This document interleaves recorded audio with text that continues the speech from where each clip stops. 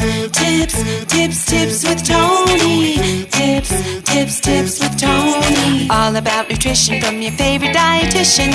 Everything you need to digest in your mind. Tips with Tony. Tips with Tony. Making you healthier one bite at a time.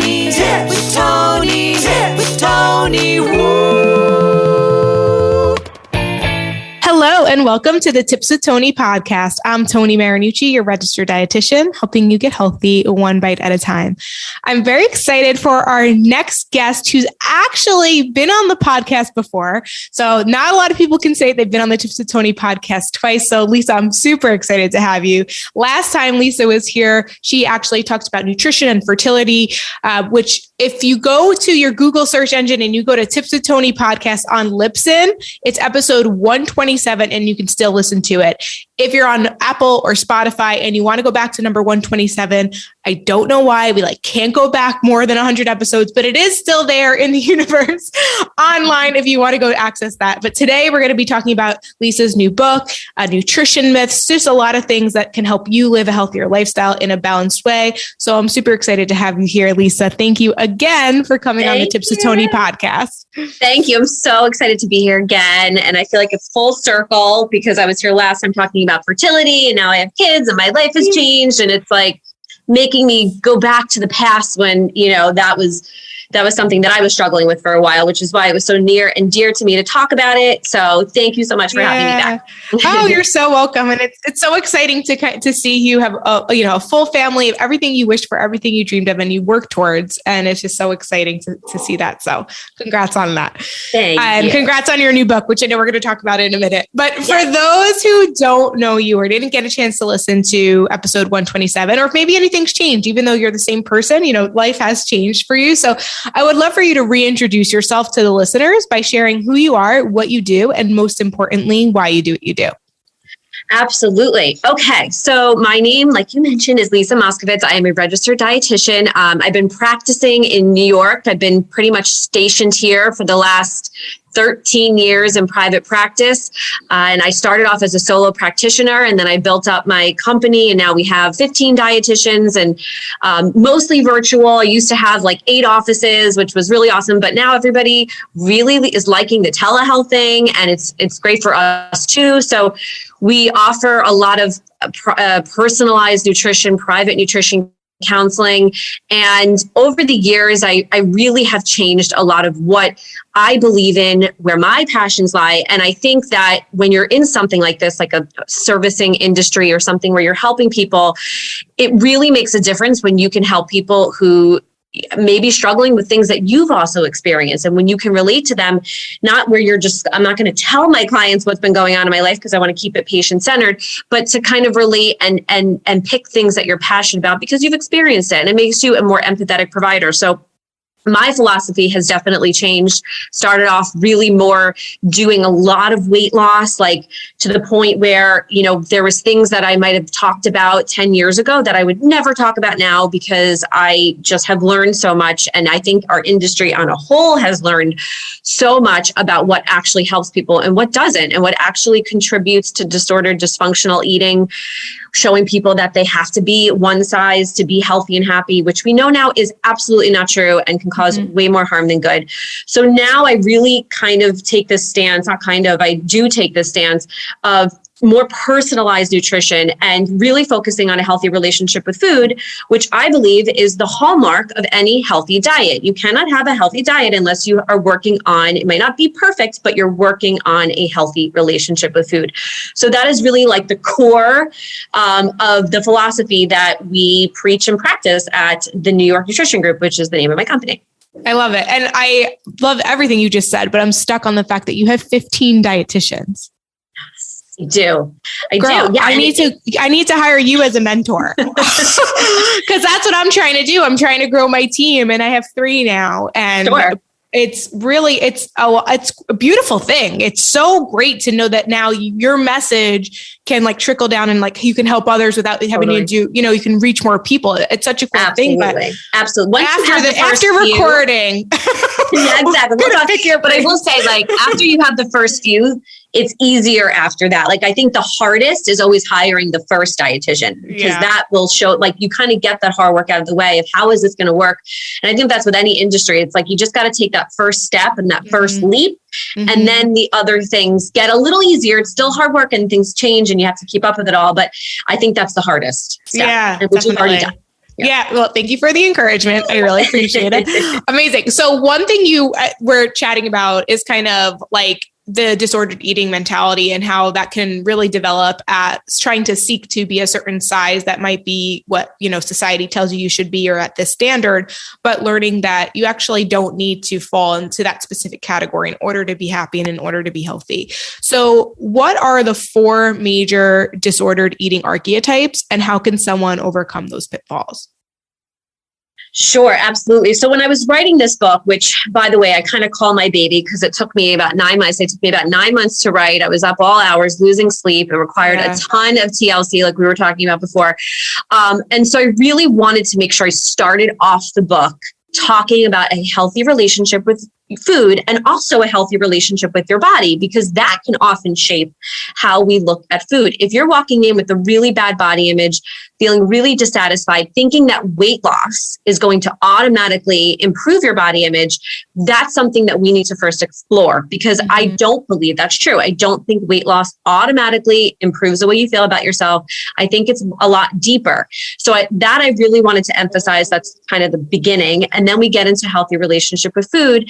And what I've noticed throughout the past few years is that people tend to have these certain archetypes or certain personality characteristics that they demonstrate and exhibit. And it can kind of all fall under these 4 major categories, or what I call archetypes. And you might find that you can relate to a couple of them. You might find that there's different times in your life that you related to all of them. And then, of course, because I do not know everything in the world, there's maybe some that say, well, I relate to none of them, and that's perfectly fine. But these are 4 distorted archetypes or sort of ways that the distorted relationship with food can manifest. So I break it down into, like I said, 4 groups. The first one is erratic eater. The second is a dependent eater. The third is a judgmental eater. And then the fourth is more of an obsessive eater, which is where I put that big, huge disclaimer, which I think any book that talks about weight loss needs to have, which is if you fall under this place, it could be a very fine line between distorted, dysfunctional, and an actual eating disorder. And I'm not diagnosing anyone in the book, but I'm also highly encouraging that you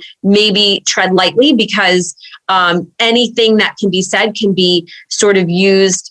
And, the eating disorder is very powerful and can manipulate it to make it very unhealthy for you. So I always have to, I made sure I add that disclaimer at the end. So the first 3, what I like to call more dysfunctional. The last one, if you're getting into that category, just be aware. The erratic eater is somebody that is kind of like food is an afterthought. They might kind of skip meals when they're stressed. They might have a very busy schedule. I think a lot of, especially parents like me, I know some days can feel very chaotic, very erratic. You're just kind of putting out fires and picking up your kids and having to do work emails and having to clean and cook and taking care of ourselves. Sitting down to a meal is like a joke. Like, who has time to sit down and eat mindfully for 30 minutes? And it's really hard. And I don't think it's realistic. So this erratic eater is somebody that needs to work a little bit more on planning ahead and maybe practicing some of that mindful eating when they can, and just making sure that they're at least eating something every few hours. So what I do is I kind of break it into, these are the potential problem areas and these are the remedies. And, I would say, don't go looking for problems unless you're ready to find solutions. And that's what I really try to emphasize. Here's the problem, but we don't have to dwell on that. Like, no one's perfect. Let's talk about some remedies and solutions that you can use while you go through the rest of the book and the rest of the plan, because you can't just jump to what can I eat. We have to first explore your relationship, like why you're making these decisions, why you're struggling, what are the hurdles and obstacles. And that's so important to work throughout. So then we have the dependent eater. This might be the self-proclaimed foodie, or it just might be that person that kind of like eats one meal and then is already thinking about the next one, or they might do some more emotional eating. They might use food to numb. They might use food for reasons that other than biological, physiological hunger. And for them, they might need to figure out, are there other ways that I could be handling my stress and my emotions better? Is there other things that I can look forward to in life? Am I really fully aware of the difference between hunger and emotional hunger. And if you are emotionally hungry, it's okay to eat emotionally, but you're not really satisfying that emotional hunger. So it's important to not use that as a coping mechanism all the time. Mm-hmm. So I give you some more solutions in the book too, what to do with that. Then we go to the judgmental eater. This is like kind of like the food police and the, not just of other people, of themselves too. Like they're telling themselves, this is good, this is bad, don't have that. And probably goes on a lot in their own head, but it could also be projecting onto their family members, their friends, their kids. And just important to be aware of that. I think everybody or almost everybody might know one or two judgmental eaters, food police. I know a few who are like, oh my gosh, do you know how many calories are in that? Or like, nobody wants to hear that when they're eating. Like, thank you for totally just bursting my bubble with that food I was about to enjoy, telling me this hot dog isn't healthy for me. Like, I already knew that. Thank you. So, I think that it's just important to like be aware of where more of your pitfalls are and maybe where you fall, which category you kind of fall under a little more. And that way it'll give you those tools you need to work on that and eventually get to that place where you are a healthier eater because you're working on your relationship with food. And then, like I mentioned, the obsessive eater might be that person that's obsessively, like kind of all in the name, weighing themselves, looking at food labels, worrying all the time. They might find that they have periods of extreme restriction. They might find that they have full on binge episodes. They might, so that's kind of where we get into that territory of, maybe where this is not distorted, but maybe where it's going to, so you need higher level of care and a multidisciplinary team approach for you. Yeah. Oh my God. That was so helpful. And I know for a fact, like of all the listeners, everyone related to something, probably even some people had like they're probably like, oh, that's all four of me. I'm all of them. Right. Yeah. I loved it. But the thing I really love what you said the most was don't bring awareness to something until you're ready to change it. I thought that was really powerful. And I think that's very true because otherwise then you just feel guilty and shameful for not doing anything about it. And it's like this nagging thing that it's like, yeah, I know I'm doing it, but I'm still doing it. Like, so definitely I think be aware of it. And then the second part that you said was like, also don't just skip to the end, right? Like there's a process. You got to really dissect and, really figure out why is it that you do this and where is this coming from and who do you want to be and how do you want to get there and have trial and error and kind of get there, in time rather than just skipping to the end of what do I eat? Cause nine out of the 10 times, that's never the solution. I actually have a client more recently who, normally I tell people, when you come into our programs, like, and you're working with a dietitian one-on-one, it really is a lot of trial and error. It's helping you figure it out. Like, we can't really just tell you what to do because we don't live that lifestyle or that luxury. Well, this client happens to be a very wealthy woman, very wealthy. So she has a chef. She has all the things where like she runs her own business. She has her own schedule. She literally she's like, just tell me seriously. She's like, Tony, seriously, like I really at this point in my lifestyle, like I really just need to be told what to do. I have no, health conditions. It's really just, I want to feel better in my skin. So tell me exactly. So even with her, I was like, all right, let's try this. I'll take your word. You do really have a lot of help and resources. I would do the same thing. Yep. Yeah. So let's try it. Week one, I think I feel bad. She got sick. The second, her chef got sick. Then she had like a work event. So she went out to eat. That wasn't unplanned. I was just like, this is why you can't just tell someone what you don't want to say. I told you so, but in a way it's like, and that's it. And I think what people don't realize that like anybody, I would say anyone can go on a diet plan and probably lose some weight from it, but truly figuring out what's going to work for you, long-term solutions, it's like a skill. You have to learn it. You have to learn how to be in this place of feeling better in your body, eating healthier. It's not a one and done thing. I mean, look at how long were we in school for? It took 5-6 years of schooling and people think they're going to get it all in a 1-hour appointment. And it's not. And that's why it could be very difficult. People don't realize like we're here to make suggestions, but you're the one that's going to have to do it. And even if you have a full staff and a full team, there's things that come up. The unknown. And how are you talking to yourself? Are you telling yourself, oh, I ate out. It was off the plan. I did so bad. I cheated. I failed. Like that self-talk is also incredibly important for determining and predicting the outcomes. Like you have to work on that positive self-talk because that's life. Life is going to happen. You have to be flexible and roll with it. Yeah, absolutely. Absolutely. Awesome. Okay. So Before we get into a little bit more about your book, I recently came across a post that you put on Instagram that I thought was really helpful, talking about individualized care. And then there's like certain things that like I think are highlighted in the media as good or bad, regardless of personalized care. So for example, like artificial sweeteners, depending on who you talk to, that's either something that we should be encouraging in a diet or discouraging in a diet. And I loved your approach and your comment about it. So I'd love for you to kind of just talk about if someone is consuming something with artificial sweeteners in their nutrition plan, whether it's part of their healthy lifestyle plan or part of like a diet plan, like how does someone assess if this is a good choice for them? Totally. And then that's why that individualized, patient-centered approach is so important, because everybody is different. Everybody's going to react differently. For some people, beans are super healthy, super nutritious, great for them. For other people, it gives them so many GI issues. Yes. They might notice other reactions to it. And that's not good for them. So there is literally no one size fits all. Maybe certain people can eat similarly, but everyone's going to be a little different, which is why it's so important to do that discovery either on your own or with a dietitian or other healthcare provider. So when it comes to the artificial sweeteners, I know I saw a ton of posts about it. It was getting a ton of attention. And, we have a lot of different opinions in this industry, and we have a lot of influential people at the top who really can say something, and a lot of people can believe it. And it's really sad, but understandable. Like I look at some people who have millions of followers and 20 books and, probably worth billions of dollars. You have to say, like, okay, this person had to have gotten there because they know a thing or two, because they are really smart and intelligent, at least from the business standpoint. And, sometimes it's like they're more business people. Think. They're doing something right.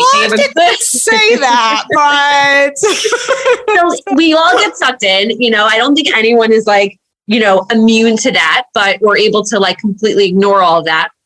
But the reality is that you still have to do your own investigative work, like I said, and see, like, is this really helping me? So this artificial sweetener thing, which is, I don't think it'll ever stop being controversial and argued and subjective, and everybody's got their opinions about it. But the reality is that, yes, we know artificial sweeteners are not providing any nutrients to our body, our mind, like nothing beneficial is coming from it, except that for some people, when they replace a lot of added sugars in their diet with these artificial sweeteners, they're able to have better blood sugar levels. They're able to crave less sugar. They're able to lose weight, which helps lower their cholesterol, which helps with their osteoarthritis, which helps with their back pain. So for some people, it can be beneficial in that way. And then there's other people who notice migraines. They notice they do crave more sweets. They notice that when they drink diet soda, they're actually doing it because they're afraid to eat real sugar, or because they're trying to suppress their appetite, or because, or they're drinking too much caffeine. So it really, and that's why, like, when I posted that, I really wanted to emphasize it's not what you're doing as much as why you're doing it, what's the reason behind it, and what is it actually helping you with? Because we do things in life that are either helping us or they're not helping us. And that's what you always have to say. Is this really something that's helping me? Or is it just something that is contributing to more of the issues that I have with food, or being comfortable eating certain foods? Or because I just think because it has no calories in it, that it must be okay for me. So it's like, let's break all of that down. And at the end of the day, it's still important to, I always say consume in moderation, because studies come out every day. One study can say it's safe. One study says it's not. And then it depends on what type of study and who's funding the study. And there's so many. So even studies and research can still be argued. And so nothing, I think, is for sure. And you just have to make that decision on your own. You can get all the facts, but then at the end of the day, it's like you being honest with yourself, and that self-awareness. Which I always say is so important with this stuff. Be self-aware.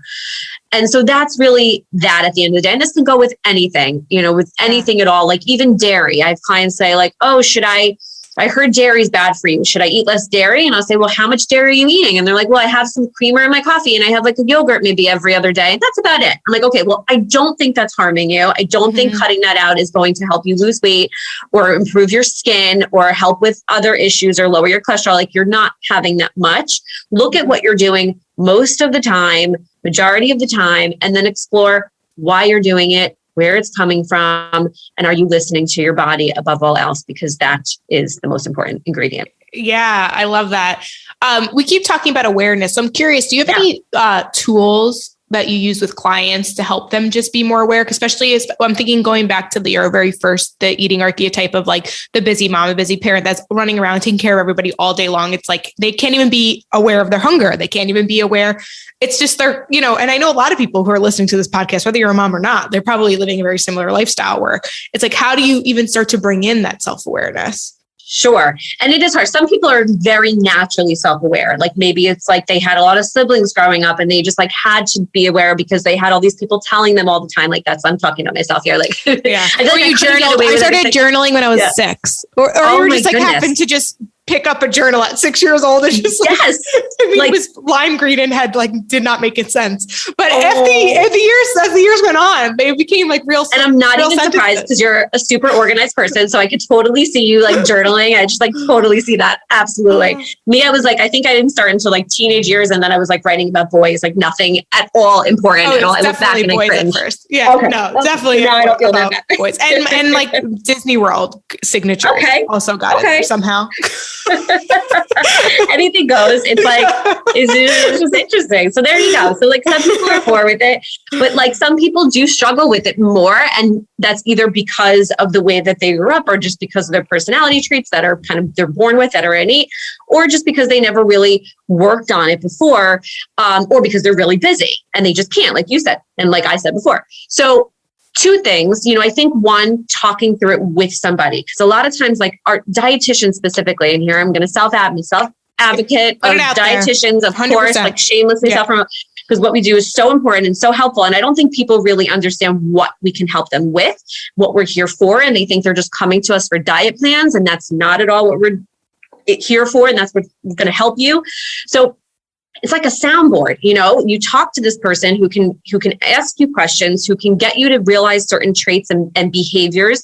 And by doing that and by kind of thinking about things a little differently, I really think it can open up so many doors. And anybody too, just talking about it with any professional who has that insight, who has that ability to kind of draw things out of you, even therapists, sometimes even doctors, people really find to be so helpful with this stuff. So that's the first thing. The second thing is, like you said, journaling, I think is the easiest, most free tool ever. Everybody should at least try it, even if it's a short period of time, because after a while it can get a little boring and tedious and stressful and feel like homework.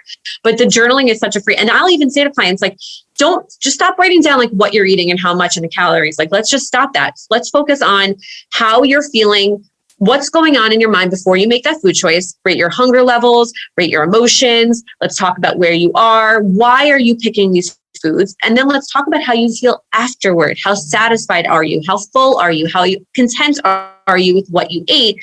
And let's focus on that instead of just the specific foods that you're eating, because that's not really telling us a whole lot. I want to know why that's happening. And that can often draw out the self-awareness. And then something kind of in the middle that I often do with clients, I'm sure you do too, is just give them more exercises where they can kind of go home and think about, what are some things that I tell myself? What are some assumptions? My favorite exercise is an assumptions exercise, which I do, which is write down 3 or 4 of your assumptions. What are you assuming about weight, about food? Are you assuming that all added sugars are bad for you? And then the moment you eat something with added sugar, now you're feeling bad. And then when you feel bad, you want to do more things that make you feel even worse. And you can see how it's such a chain reaction. And then let's instead, after you have that initial assumption, let's challenge that. Okay, so you're saying that you think all added sugars are bad for you. Now let's talk about that. Why do you think they're all bad for you? What do you think is happening when you eat a Hershey's Kiss? Do you think it's automatically going into your bloodstream and causing all these other issues in your body and affecting your immune system and your gut health? No, it's not immediately happening. But let's kind of explore that. And then you can take some of that new knowledge and challenge the old knowledge, unlearn the old stuff that's really probably affected your relationship with food, made you more stressed out around food, made you trust your body even less, made you feel more confused and overwhelmed and anxious around eating. When at the end of the day, that's not what food is there for. Food should be enjoyable and pleasurable. We should derive pleasure from eating. And I hate when people say, no, I just if I'm enjoying it, then it's bad. I shouldn't be enjoying it. I'm a glutton or I'm indulging. And it's no, food should actually be, if you're not enjoying what you're eating, you're probably going to either eat more, think about food more, eat more later. And how is that going to help you at the end of the day? Mm-hmm. So ultimately, I love doing those types of exercises where we can really get in there and go, what is going on? What are you telling yourself? What is the narrative that you're putting on food or placing around food? And how can we change that? Because that is what's ultimately what's going to help you in the long run. Oh, so helpful. This podcast episode has been so great so far. I don't want it to end, but I hope I don't disappoint at the end. That's a lot of pressure. No, you're not. I definitely want to give some time though for you to talk about your new book. Thank you. The Core 3 Healthy Eating Plan. Please tell us, what is it about and how can it help other people find food freedom and lose weight sustainably? Yes, absolutely. And I kind of toil with that a little bit because I didn't want people to be misled and think like, in a way, sometimes losing weight and food freedom can be contradictory. And I didn't want to mislead people and say, listen, don't worry, we're in the same field. So you're talking to the choir. Everyone who listens to me knows that. So we're in a good, let it come, let it out. That's amazing. I love it. And because I think it's also like, I've had clients tell me like, I am afraid of ordering a salad because I'm afraid that I'm like too diet culture. And I'm like, first of all, what does that even mean? But like people have become afraid of eating these foods that they know are still beneficial and nutritious for their body, because they don't want to be in that category either. Like we're fighting fire with fire. Yes, there's a lot of harm and toxicity with diet culture, and I love a lot of what the anti-diet world space has brought to the table.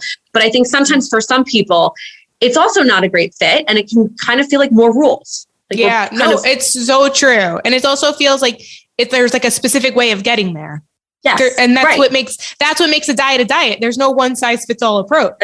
That's it. But I need to also comment on this before we keep going. So it kind of ties into the artificial sweeteners, and you're just comment about like feeling like, am I be involved in diet culture if I order a salad when I go to a restaurant? So the other day I posted, like growing up, I was obsessed with white chocolate mocha frappuccinos from Starbucks. Obsessed. And if you follow the macro barista on Instagram, he's great. He gives you like just a lot of, oh my God, it's so good. So many like really like lower calorie, lower sugar alternatives to like those favorite things. And so I know I can have a white mocha frappuccino and not feel any guilt about it whatsoever because I have a healthy relationship with food. But I got very excited to see like lower sugar alternative because I have coffee every day. So I'm not having a white chocolate mocha frappuccino every day. Like, so occasionally if I want to have it, I'm going to have it. But the fact that I could maybe have that on a daily basis because I will enjoy it, that's pretty freaking cool. So I shared it on my story, super excited. And then I had somebody message me like, can we because she's actually, and we're going to talk about it on a future podcast. She's like, I was thinking about having you on my podcast, but can we talk about how this is like diet culture? This is like, contributing to diet culture. And I was like, yeah, sure. Absolutely. I would love to be able to explain to you how food freedom is making choices with full autonomy. Yes. Because you know why you are choosing it, whether it's considered, there's nothing like diet culture can't like take a category of food. That's not what diet culture is. Right. I just got excited. I could have the regular one and I can have it this way. And either way, I'm just proud of my choice. You're not saying that you're having this because you're afraid or feel guilty or feel bad for real sugar. You're just saying like, I would like to eat every day. And I know if I have all that sugar every day, I probably just like physically won't feel good. My blood sugar will be crashing at like 4 p.m. And like, I just know like I'm not going to feel great. And there's such a difference. And I just said the big difference is if you're afraid of eating the real thing and you're doing it out of guilt, shame, or anything around those emotions, yes, then maybe like it's a little unhealthy and you felt pressured and forced and pushed. Yeah. But that's not the same thing with what we're talking about here. Yeah, like, it's not at all. Totally okay to be like, I'm going to have the lower sugar version and I'm going to add some sucralose or I'm going to add some stevia or whatever. Yeah, it had like the sugar, which by the way, actually it came with like the recipe had like 3 pumps of sugar-free vanilla. I personally do not like the taste of sugar-free. So 3 pumps of sugar-free is a lot for me. So I was going to modify it. Like, but it doesn't matter. I shouldn't have to justify. Right. Yes. Like, sorry, I'm totally going on a tangent, but I should justify the fact that I'm choosing to eat this. How is that not still the same thing as food shaming if someone decides to eat a cheeseburger? Yes. Absolutely. No. And that's why, like, I think it's hard to make everybody happy. And that's why I was like, you know what? We have to make find like the happy medium. Like, what is the middle ground where it doesn't have to be one way or another? It's become so polarizing to the point where, you know, again, I've been, and that was just one client, but I have more clients coming in like, I'm so lost and confused. Like, I thought I was doing this good thing for myself, and now I feel like I have an eating disorder. And it's like, hold on, back up. Like, let's talk about this, because I think it's just the same thing in the opposite direction. Like, can't fight fire with fire, when we need to find this happy medium. And that is what we're in this field to do, is to help people find the best solutions for themselves. Yep. So this book is supposed to be that middle ground. And when I wrote it at a time where I noticed like the industry was really splitting in half more than ever, and it still is, but I'm seeing some of it coming back together, and I'm seeing like you, and it's, to me, so refreshing. And I love seeing other dietitians and talking with like-minded individuals, and we share the same philosophy. And it's like, just makes me so happy, because I really feel like this is the place where everybody can coexist and be happy. And then the people listening to us can understand, like, there's so many different approaches, and I just need to figure out what's going to work for me. And that's what's most important. So this book is supposed to kind of help you, like I said, start off by developing a healthier relationship with, or at least kind of getting the foundation of what is necessary for a healthy relationship with your body and with food. And then it kind of goes into nutrition fundamentals. It breaks down carbs, proteins, and fats. We hear all of the time. Nobody created that. No one reinvented the wheel. We hear all the time, carb, protein, and fat. Try to have it as much as possible at each meal, but you don't have to have a balanced meal every meal to have a balanced diet. Like, you can still have a meal that has no protein, and have a meal that has no carbs, and have a meal that has no fat. But the overall most of your eating habits should have at least some kind of balance. And I hate to use that word should, but aim for a variety of different types of carbs, proteins, and fats. So I go into what are some of the myths? Like, why are people so afraid of eating carbs? Carbs has gotten such a bad rep, and people are so afraid of eating carbs. So we talk about that. We talk about some of the types and the different types, and they're not all the same. They're not all created equally. I go into fiber-rich carbs and the importance of slowing down of how some carbs can help slow down digestion, which is better for blood sugar, appetite, and can make you feel more full and satisfied. And then we go into different types of protein. I do touch upon plant proteins and trying to have a balance of animal and plant proteins, although you don't have to strictly be plant-based to be healthy. And, you know, and that's, again, your prerogative. And then we go into fats and talking about the types of fats to pay attention there. And then you also get this kind of formula that you can use if your goals are to lose weight. And it's not necessary. It's not like this book isn't only for people with weight loss. Like, you could just be wanting to learn a little bit more. I try to really simplify it. Then it gives you a little formula of how many carbs, proteins, and fats that you can aim for in a day, based on not all of the factors, but many of the factors that can determine how much you need in a day, which is weight, activity level, height, gender. All of those things can help determine how much you need, because we know a 275-pound muscle builder is going to need a lot different nutritional, his nutrition is going to look very different, or his nutrient requirements, and why I can't even say this word, you think I can, I'm in the industry, versus a like 100-pound, 75-year-old sedentary female with osteoporosis. Like, it's going to be very different. And that's why personalized nutrition is so important, but it isn't a one-stop shop. It's something that continues to change, evolve, different times in your life. If you're pregnant, it's going to change then. After you have kids, it might change then. Maybe you're doing a marathon, it's going to change then. Maybe you're more sedentary now because you're working from home and you're not doing the commute. It might change then. Maybe you want to lose weight. It might change then. So that's what's very important to understand, is that this can change, and this is supposed to give you the tools where you can kind of navigate that a little bit on your own. If you can't afford to meet with a dietitian, or, something else prevents that from happening, you can't find one. So that's really that. And then the end has 50 recipes for people who like to cook. They're all very simple, because I do not do complicated with recipes. Like, they have to be quick and easy. Most of them are like 30 minutes or less. And then some more stuff on behavioral change. And like, one of the big things I wanted to put in this book too is redefining what your healthy, happy weight is, and understanding, like, you might go in with this idea that you need to lose 50 pounds. You need to be what the BMI chart says. And that can be like your greatest, sort of just obstacle or it's something that's like a big step back for you. Like if you are so fixated on a certain number to the point where it's not even a goal, it's like a requirement, which is very different. Goals cannot be requirements, then it can really hold you back from focusing on the other more meaningful reasons why you're making these changes. Like you could lose 10 pounds and feel great, but you're so focused on losing 20, you can't even celebrate and feel good in losing 10 pounds. And that's the saddest part. And that's what I hope that people can really say, what is my healthiest weight? And probably isn't the weight you were at your wedding day, probably isn't the weight you were after you had a bout of food poisoning or when you were 18 years old. Like we have to like come up with a new range and not just one number, but a range that you can feel good at. Yeah. Oh, so good.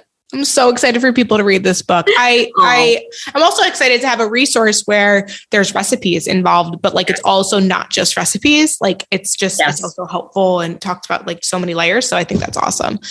Where can people find the book? So they can find it pretty much all the major retailers. It's on Amazon, Barnes and Noble, Walmart, Target. I have it on my website, New York Nutrition Group, nynutritiongroup.com. So wherever they want to go, if they order from me directly, I do sign it and leave a little message in there. Just nice little extra touch. So, but yeah, any of those are options. So. Awesome. Amazing. Well, I'll definitely put your website link in the show notes. So if you guys want to get her book, make sure you go to her website, or if you see it around, that's good too. And what is your town? What's your Instagram handle so people can follow you? Yes, it's really boring, but it's just my name and then nutrition. So it's Lisa M Nutrition. Okay, perfect. I'll put that in the show notes too. Anything else you want to add before we wrap up today? I think we covered it all. And I'm just, happy to really talk about this. And I just think it's an area that a lot of people get overwhelmed with and confused with.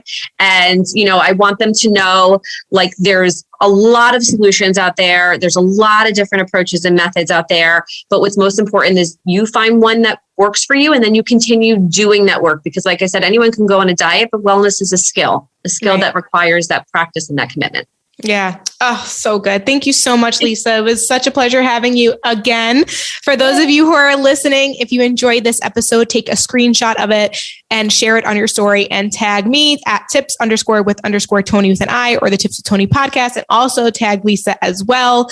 And if you felt that someone could benefit from it, or, even the book that Lisa, her book she was talking about, send them this episode and send them a link to purchase the book. Thank you so much for being here. As always, this is Tony Marinucci, your registered dietitian, helping you get healthy one bite at a time.